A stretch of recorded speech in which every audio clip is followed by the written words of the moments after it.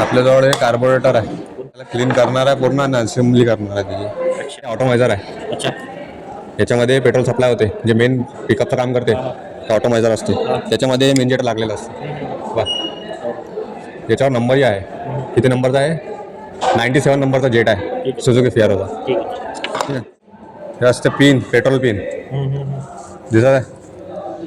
हो. चोक लिव्हर, त्याच्यामधून केबल लागलेला असतो. काय फ्लोटर पिन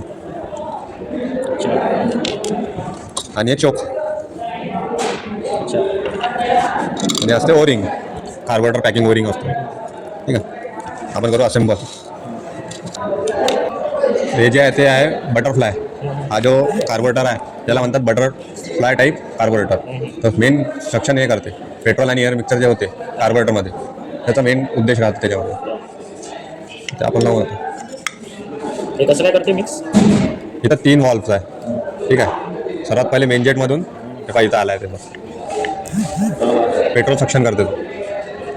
इथं वॅक्यूम क्रिएट होते आणि तो सप्लाय होते इथं होल.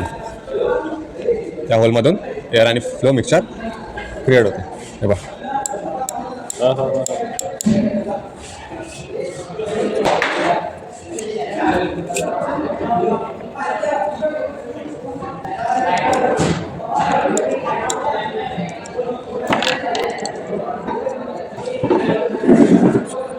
आता पहा सक्शन साऊंड येतो.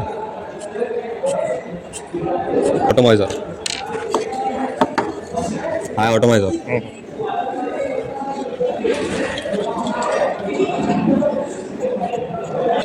असेंब्ली कशावर करायची आता ते सांगणार आहे. ऑटोमायझर लावणार, सक्षम बघितलं. त्याच्यानंतर मेन जेट ते ऑटोमायझरवर लागते. ऑटोमायझरवर मेन जेट लागते. म्हणजे पेट्रोल पिन पाहिली होती ते लागते. हा फ्लोटर असते जो वॉलचं काम करते. पेट्रोल आतमध्ये येणं किंवा नाही कमी झाल्यावर हे वरतं किंवा खाली येते आणि पेट्रोल मिक्सचर पेट्रोल येते किंवा बंद होते.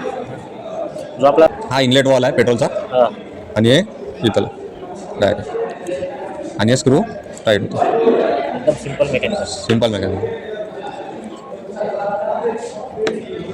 ठीक आहे, हा फ्लोट करते पेट्रोलवर. खाली चेंबर दिलेला असते, वरतं होते. ठीक आहे,